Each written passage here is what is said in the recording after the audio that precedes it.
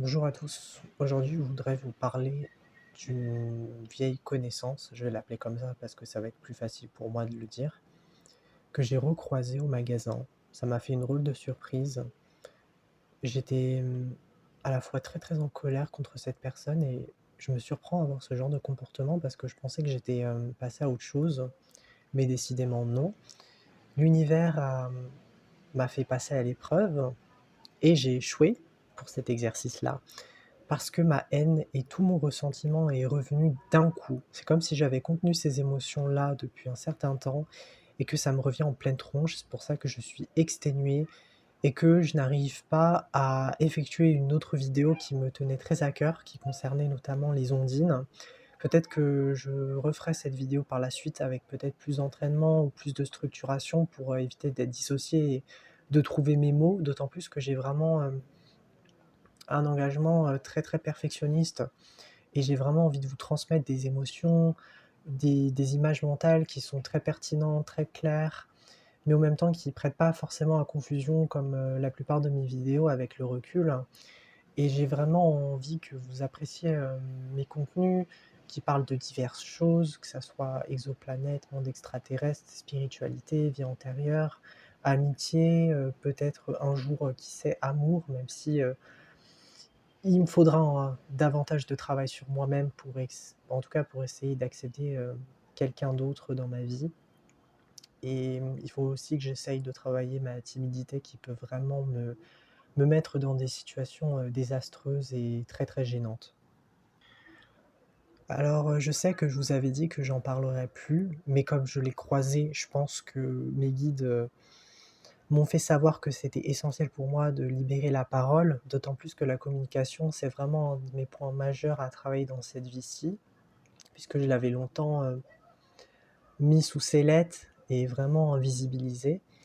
Donc cette ex-meilleure amie, j'aime bien l'appeler connaissance, elle s'appelle Wissem, donc j'entretenais vraiment un lien très, très fusionnel avec elle.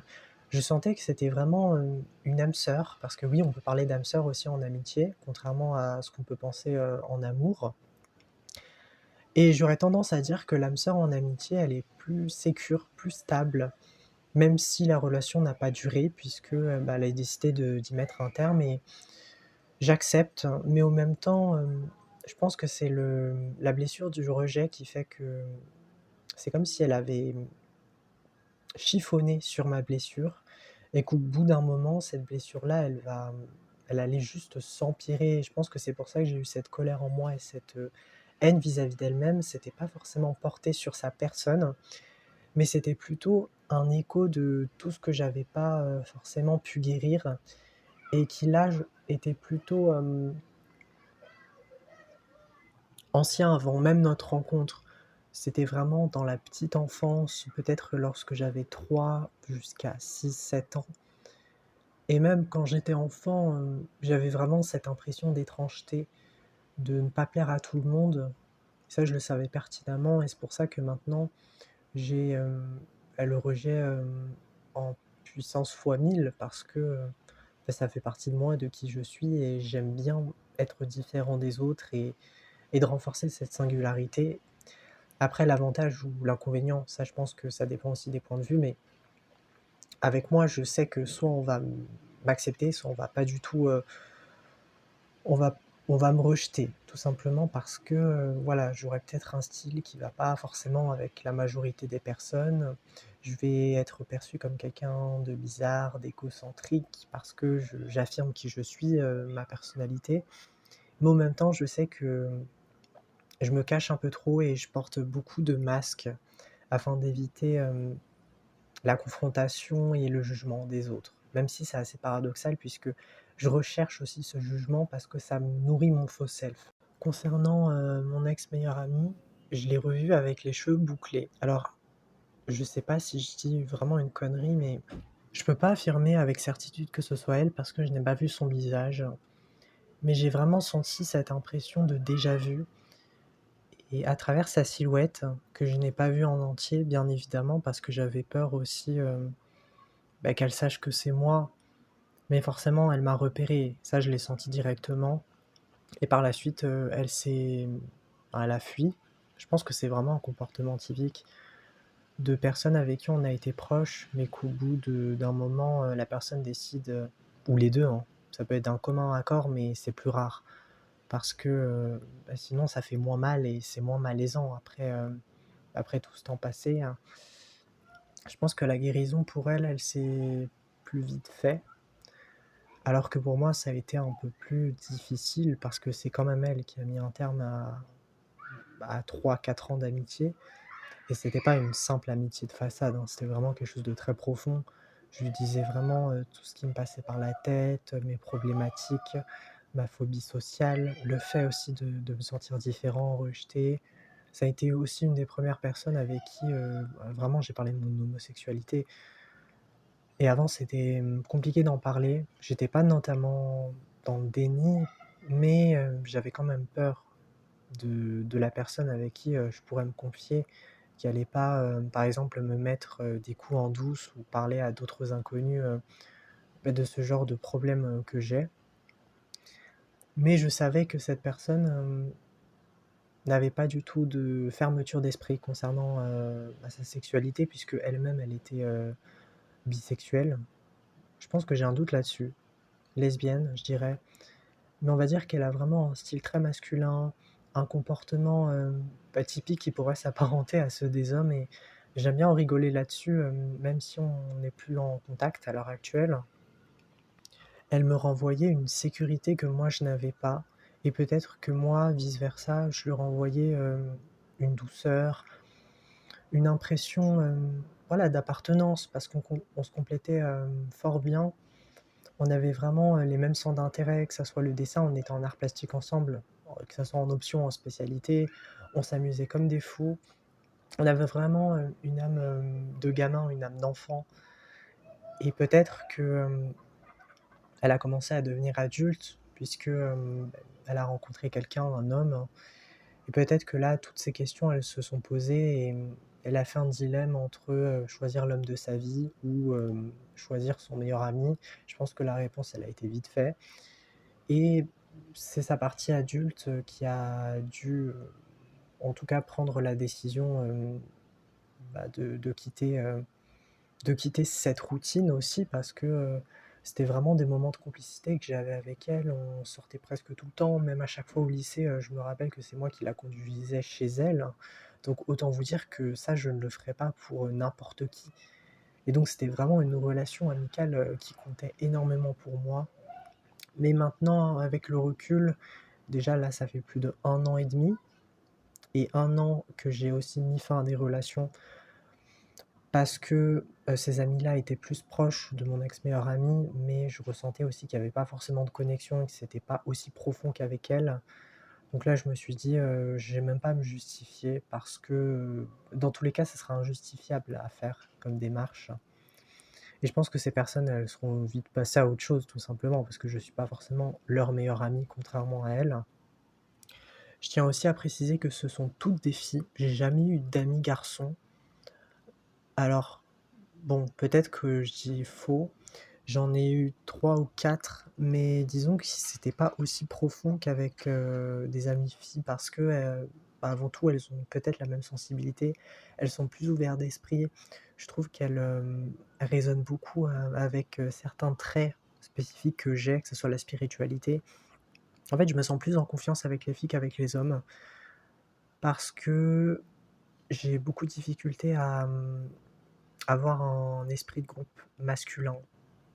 Je fonctionne beaucoup plus par, l'instinct, féminin, même si je suis un homme, hein, je peux le dire, hein. Un homme aussi, par essence, il peut être plus féminin ou masculin. Ça, je pense que c'est aussi à démystifier comme mythe. Toutes les femmes ne sont pas féminines, tous les hommes ne sont pas 100 masculins. On est tous au moins à 50-50. Sinon, il y aurait aucune, logique à être sur terre et je dirais que sans le féminin, les hommes ne seraient pas aussi sensibles, aussi prévoyants, ne feraient pas, la conquête, que ce soit amoureuse pour séduire une femme, donc tout ce qui est jeu de séduction. Je pense qu'il faut une grosse part de féminité pour que les hommes soient prévoyants, savent décoder, ce que ressentent les femmes, parce que l'intuition, elle joue beaucoup, surtout quand on est un homme, parce qu'on n'a pas tous ces acquis que les femmes ont Et c'est pour ça que peut-être je me sens beaucoup plus proche des femmes parce que elles requièrent une simplicité que moi je n'ai pas vis-à-vis des hommes. Pour moi, être un homme, c'est devoir me surmener, devoir imposer ma virilité, d'autant plus que je ne l'ai pas pour acquis et de manière naturelle. Peut-être que c'est dû aussi à mes spécificités, à mon TSA dont j'en ai parlé dans une autre vidéo. Et pour les femmes, ce que je trouve ça aussi injuste, c'est qu'elles sont obligées d'avoir recours à l'ambition, vraiment à des caractéristiques qui sont dites masculines, donc vraiment yang.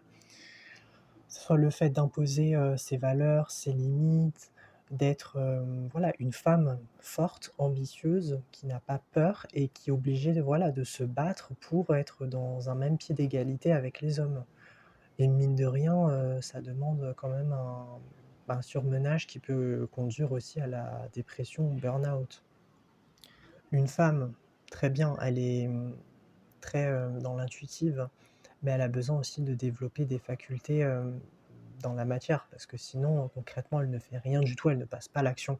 Donc moi, je dirais, pour synthétiser, que j'ai vraiment ce rapport très compliqué par rapport au fait de passer à l'action, c'est-à-dire le côté masculin, alors que je peux être très très à l'aise lorsqu'il s'agit de concevoir, d'innover, d'imaginer, donc tout ce qui nécessite une élaboration de la pensée vraiment en arborescence.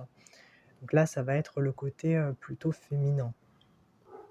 Par ailleurs, je pense que ça n'a rien à voir, mais c'est pour ça que je ne me suis jamais senti à l'aise avec des camarades masculins, parce qu'ils avaient des centres d'activité qui ne m'intéressaient pas du tout, que ce soit le sport. Alors, je suis désolé, mais le sport et moi, on n'est pas du tout les meilleurs amis du monde. Loin de là, c'est vraiment, je pense, devenu une phobie. Aussi par rapport au fait que je vois le sport vraiment comme une compétition très malsaine. Je sais que c'est faux ce que je dis, mais c'est ma manière de penser. Et aussi, le fait d'avoir instauré ça lors de la primaire, forcément, moi j'étais choisi en dernier, ce qui faisait que pour moi, le sport, c'était. En tout cas, c'est pas un outil actuellement que je miserais pour m'accroître et pour essayer de grandir, que ce soit spirituellement ou même au niveau énergétique. Je le vois vraiment comme un fardeau qui m'empêcherait d'avancer.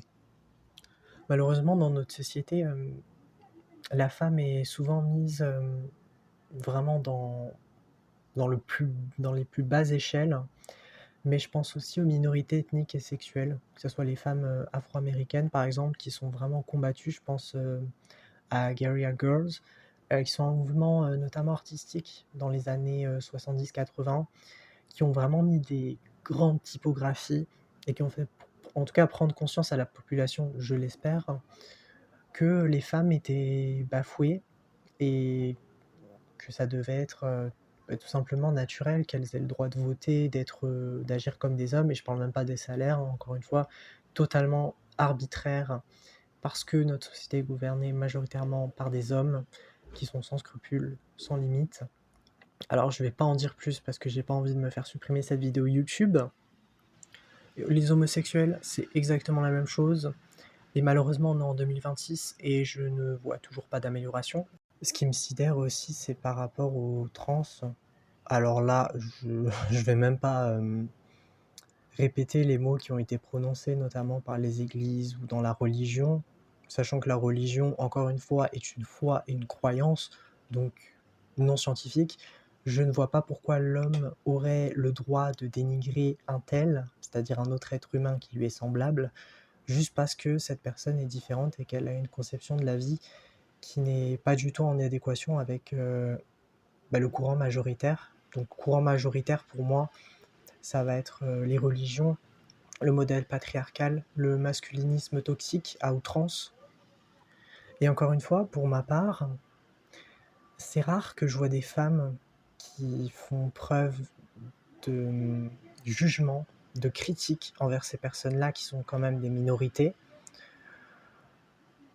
alors que les hommes, décidément, voilà, ils s'y lâchent, mais vraiment à bon augure. Donc encore une fois, vous voyez vraiment la différence entre les hommes et les femmes. Les femmes, je dis pas qu'elles sont supérieures, mais disons qu'elles comprennent un peu plus les émotions des autres. et qu'elles ont beaucoup plus d'empathie que la plupart des hommes qui sont égocentriques, centrés sur eux-mêmes, bien évidemment. Et quand ils voient que quelqu'un est différent, la première des choses, c'est de ne pas faire, preuve d'intelligence et d'humilité envers soi-même, mais plutôt de dénigrer la personne parce qu'elle ne fait pas, disons qu'elle n'est pas catégorisée dans un modèle de référencement de la personne. Et donc pour, lui, ça va être, vraiment quelque chose de très, très compliqué à mettre en pratique, surtout si la personne, par exemple, veut changer. La religion, ça a été vraiment un point de désaccord avec, ma meilleure amie et je pense que c'est ça qui a fait que la relation s'est un peu ternie. Et je me rends compte aussi que j'ai ma part de responsabilité parce que je lui ai pas forcément envoyé beaucoup de messages, mais après, j'ai quand même fait des efforts. Je lui ai proposé une sortie qu'elle a déclinée. Donc j'ai vraiment senti à partir de ce message-là, je pense que j'en ai parlé dans une autre vidéo, mais que ça a été vraiment le point de non-retour. Donc je me suis vraiment juré, de plus, lui faire la discussion, de plus commencer à discuter parce qu'elle, si elle commence pas à m'envoyer des messages, à prendre des nouvelles, je pars du principe qu'elle s'intéresse pas à moi. Donc malgré le fait qu'on soit hyper proches, on a quand même évolué et les choses ont fait que, voilà, il y a une routine qui s'était installée notamment, lors, de mon année de prépa, donc ça veut dire beaucoup plus de devoirs alors qu'elle était elle était vraiment à l'université avec, 3-4 cours dans la semaine. Donc, vraiment la différence de temps est très, très flagrante et pourtant c'est moi qui a fait le premier pas. Et j'avais longtemps aussi songé, avant qu'elle mette un terme, à la bloquer. Ça m'est vraiment, arrivé, mais je ne sais pas pourquoi j'avais du mal à passer à l'action parce que je me suis dit que peut-être elle était en déprime ou elle pensait pas forcément à m'envoyer un message. Mais ça encore une fois, c'était, vraiment le mental qui essayait de me dire que, peut-être que je me prenais trop la tête, peut-être que j'étais dans la paranoïa, mais le peut-être, ça veut sûrement dire quelque chose et c'est ces signes que j'ai pas écoutés et j'aurais dû le faire, bien avant. Mais ça me servira de leçon. La prochaine fois, j'écoute mon intuition. Je vais être plus direct aussi vis-à-vis de la personne parce que j'ai quand même pas du tout exprimé mes émotions, même quand la personne, elle a essayé de me jeter de sa vie. Donc elle m'a fait comprendre qu'elle avait quelqu'un et c'était pas tant le fait qu'elle m'ait rejeté qui m'a attristé et qui m'a anéanti, mais c'était plutôt le fait qu'elle ait choisi quelqu'un d'autre. Je sais que ça peut paraître égoïste et égocentrique de dire ça, mais pour moi, c'est vraiment la pire des blessures, c'est de rejeter ma valeur par la valeur de quelqu'un d'autre. Et inconsciemment, quand je pense ça, je me dis: «Je suis moins utile qu'une autre personne» ou «Cette personne, elle a quelque chose de plus que moi je n'aurais jamais» et c'est pour ça que maintenant, j'ai énormément du mal, alors je dis maintenant, hein, mais ça, je pense que ça a été instauré toute ma vie, mais plus cette blessure-là qui, quand même une couche en plus à porter, je reste assez distant et assez méfiant des nouvelles personnes, que je rencontre. Parce que je me dis que chacun a quand même une petite part d'hypocrisie, même, les gens les plus bienveillants au possible. Je rejette pas la faute sur les autres, je sais que moi aussi j'ai mes parts d'ombre. Je suis aussi quelqu'un qui peut être assez, centré sur lui-même parce que, je vais vraiment être tout le temps dans mon esprit, dans mon mental, quitte à oublier le sentiment, les émotions des autres et même leurs limites. Ça peut m'arriver des fois. Je me rappelle que j'avais vraiment, dépassé les bornes, notamment avec, une amie, à la prépa, où j'ai pas du tout respecté son intimité et après elle s'est mise en colère, ce qui était absolument normal, mais que j'ai pu en prendre conscience et je me suis dit: «Mais putain, mais qu'est-ce que tu as fait quoi comme connerie?» C'est vraiment, un truc de gamin et c'était vraiment ça. Enfin, je pense que je me contrôle trop ou quand je me contrôle pas, je suis vraiment dans l'excès de mes émotions et j'arrive pas à faire la différence entre ce qui est de moi et ce qui, a besoin d'être épongé, d'être, sorti. C'est fascinant aussi de me dire que quand je suis dans un état très bas, émotionnellement parlant, bien évidemment, je vais attirer à moi des personnes qui ont un niveau d'énergie bas ou des personnes qui ont fait partie de ma vie. Rien qu'hier, j'ai croisé une personne qui était, dans mon lycée, alors on n'était pas du tout dans la même classe, j'en avais parlé dans une autre vidéo, c'était mon ex-harceleur et bizarrement, je sais pas, il y a quelque chose qui m'attire chez lui, mais pourtant, je sens que je dois quand même me méfier de cette personne. Donc je suis vraiment tiraillé entre, 2 impressions contradictoires et aujourd'hui, j'ai vu mon ex meilleur ami, donc je ne sais pas si c'est un signe. Alors, je pense que j'ai bien fait en tout cas de la dégager de ma vie. J'ai bien fait aussi de la bloquer dès qu'elle m'a débloqué. Donc ça confirme vraiment, mon ressenti. Il faut quand même que ça se termine et je dois pas tourner autour du pot et essayer de contacter une personne qui n'en a rien à faire de moi et je pense que un an s'est écoulé donc forcément, elle doit être passée à autre chose, elle doit avoir quand même des projets en tête, être avec, son homme, peut-être envisager le mariage parce qu'elle, elle est beaucoup dans la tradition. Elle veut des enfants aussi, donc peut-être qu'elle vraiment elle s'est mise en tête, d'avoir, ces projets-là à long terme et je peux comprendre aussi qu'avoir un meilleur ami par rapport à son homme, ça peut être quelque chose de dérangeant parce que peut-être que, bah, son partenaire est dans la religion donc forcément il va pas trop être ouvert, pardon, à ce que je sois gay. Ouais, ça peut être compliqué aussi, d'essayer, d'être le pont entre deux avis totalement divergents, que ça soit moi avec mon ouverture d'esprit et son homme. Elle, elle s'est sentie tiraillée, peut-être. Mais je veux pas trop entrer dans sa tête parce que ça me regarde pas. Mais elle s'est sûrement dit, Wissem, que ça allait être compliqué de garder une relation amicale et au même temps d'avoir, bah, l'amour de sa vie, au même temps parce que ça nécessiterait, un gros effort de sa part, ce que je peux comprendre aussi. Et je suis sûr qu'elle a pleuré, qu'elle s'est beaucoup remise en question, mais à un moment, il fallait que ça se fasse et elle a décidé de prendre son courage à 2 mains et m'a écrit et m'a fait part, de la raison du pourquoi, bah, elle envisageait d'y mettre un terme. Et je suis à la fois dans l'ouverture et dans le mécontentement. Le mécontentement parce qu'elle m'en avait pas parlé avant, elle m'a pas fait, part de ses, doutes me concernant.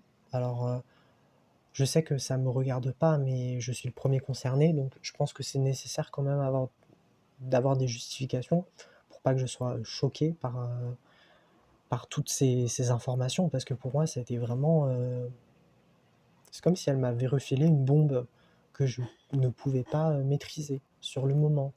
C'était vraiment dévastateur, je me rappellerai toute ma vie. C'était comme si, le ciel me tombait sous la tête. La recroiser, ça m'a quand même fait un choc parce que je me suis dit que plus jamais, je la reverrais et je me suis voulu aussi, de repenser à elle, certains jours, mais je pense que c'est un processus naturel. Ça va se faire et au bout d'un moment, quand je repenserai à elle, ça sera vraiment un souvenir qui me sera totalement indifférent et je me serai détaché de tout ça. Donc je pense que c'est un mal pour un bien. C'était une des amitiés les plus profondes que j'ai jamais ressenties de ma vie, mais au même temps, on n'a pas suffisamment creusé pour que ça soit durable et pour que ça tienne sur le long terme. Il y a eu quand même, soit des non-dits, soit des mensonges qu'on s'est fait nous-mêmes inconsciemment évidemment, parce qu'on n'a pas menti, de manière délibérée, mais tous ces trous qui ont été creusés dans notre cercle amical ont fait qu'au bout d'un moment, il y a des discordances qui se créent et c'est tout à fait normal que la fondation, elle ne tienne pas du tout et qu'on emprunte des chemins, différents. Le plus bizarre dans tout ça, c'est que les personnes que je recroise dans la rue, dans des magasins, ça va être, vraiment, des gens avec qui j'ai un émotionnel, très fort. C'est pas forcément des personnes, avec qui j'ai des discussions, je peux juste les croiser, mais ils vont faire que je vais beaucoup, ressentir de la curiosité envers elles. Je sais qu'il y a un garçon qui s'appelle, il y en a 2 des Elias, mais de toute façon les 2, je suis curieux vis-à-vis d'eux. Mais il y en a un là qui fait du BTP actuellement, qui est, en management, construction et je sais pas pourquoi, sa grandeur, sa carrure, sa confiance en lui fait que je suis irrémédiablement attiré par, sa présence et donc il m'est arrivé de le croiser dans la rue 2, 3, 4, 5 fois, donc je pense que c'est pas forcément des coïncidences, alors qu'il y a d'autres personnes avec qui j'ai pas forcément beaucoup de liens, ou je peux même être ami avec elles, hein, mais juste pendant un temps puisque mes relations ne tiennent jamais, ça c'est sûr, je le sais pertinemment, mais que je ne recroiserai plus jamais de ma vie et qui pourtant habite dans la même ville que moi. L'autre Elias, c'est exactement la même chose, même si je l'ai vu 2, 3 fois, donc moins que lui en termes de quantité. Des fois, il peut s'agir de groupes d'amis, donc vraiment des personnes qui étaient au collège, et là, c'est peut-être plus gênant parce que je me retrouve dans ma solitude et je me dis, «Oh non, ces personnes, elles vont parler de moi, nani nanana», alors je sais qu'elles en ont rien à faire et qu'elles passent leur chemin. Ils vont juste dire, «Ah tiens, il y a Mouloud, qu'on a vu». Mais comme on n'est pas assez proches, je pense qu'ils peuvent pas se permettre de me juger de la sorte, et même, des personnes avec qui, je suis en bons termes. Je veux rajouter que la dissociation, je pense, pendant cette journée, a été décuplée fois 1000. Il ne s'agit pas d'un hasard, c'était déjà un signe de prémonition. Une prémonition, pourquoi?